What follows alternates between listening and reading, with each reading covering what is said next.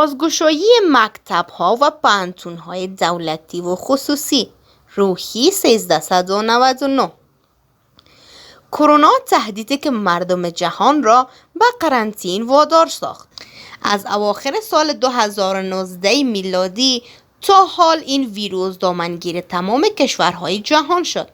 این ویروس که خیلی زود از شخص به شخص دیگر انتقال می کند منجر به قرنطینه جهان شد، از جمله افغانستان که 3 ماه بدین سو به قرنطین به سر می برد.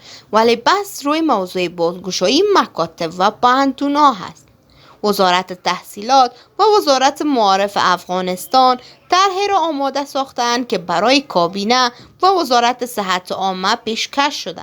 در این طرح آمده است که باید درس‌ها به شکل حضوری شروع شود، چون معلوم نیست کرونا ویروس تا چند سال دیگر ادامه پیدا خواهد کرد. در این طرح آمده است که باید صنف‌ها در روز ضد عفونی شود، اگر تعداد شاگردان در یک صنف زیاد است کم شود، از ماسک و دستکش استفاده شود و فاصله 2 متری بین شاگردها و محصلین رعایت شود.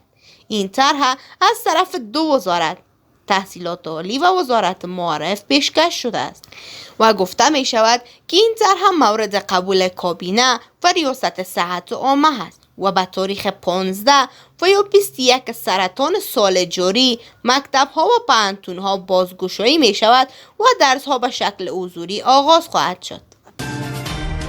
د افغانستان نړۍ او سیمې د مهمو خبرونو، پیښو او جریانونو په اړه د تازه، پر وخت او دقیقو خبرونو لپاره د روحي ویبپاڼې د یوټیوب چینل لایک او سبسکرایب کړئ، ترڅو زموږ نوي او تازه ویډیوګانې پر وخت درته ورسیږي.